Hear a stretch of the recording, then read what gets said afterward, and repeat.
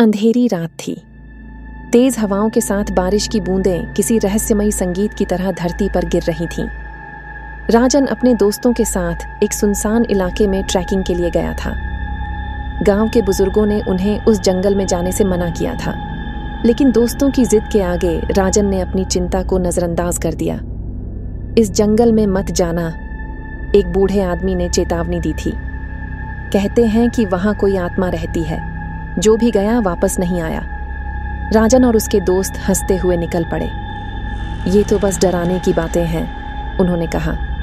जंगल के अंदर का माहौल एकदम सन्नाटे भरा था। चारों ओर घने पेड़, अजीब सी आवाजें और रहस्यमयी अंधेरा। आधी रात को अचानक उनके टॉर्च की रोशनी झपकने लगी। तभी एक अजीब सी परछाई एक पेड़ के पीछे से निकली। वो क्या था?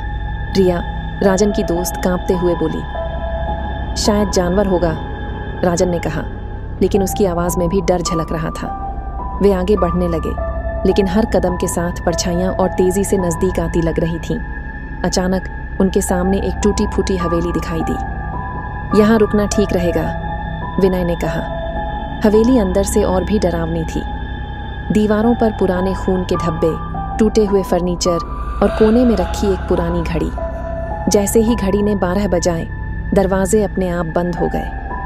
क्या हो रहा है? सिम्मी चिल्लाई। तभी एक काली परछाई हवा में तैरते हुए उनके सामने प्रकट हुई। उसकी आंखें लाल अंगारे जैसी चमक रही थीं। ये मेरी जगह है, एक भारी डरावनी आवाज गूंजी। सबके चेहरे पर खौफ था।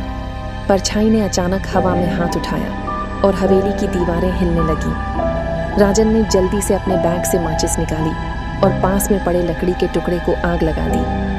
अगर तुम सच में आत्मा हो तो इस आग के सामने आओ, राजन चिल्लाया। आत्मा जोर से चिल्लाई और गायब हो गई। अचानक हवेली का दरवाजा खुल गया और बाहर का रास्ता साफ हो गया। वे सभी भागते हुए जंगल से बाहर निकल आए। जब वे सुरक्षित गांव पहुंचे तो राजन ने कहा, हो सकता है आत्मा ने हमें चेतावनी देने के लिए छोड़ा हो। अब हम कभी वहां नहीं जाएंगे। उस रात के बाद राजन और उसके दोस्तों ने कभी उस जंगल की ओर रुख नहीं किया, लेकिन वे आज भी सोचते हैं, वो काली परछाई कौन थी और वो हवेली क्यों खंडहर बन चुकी थी।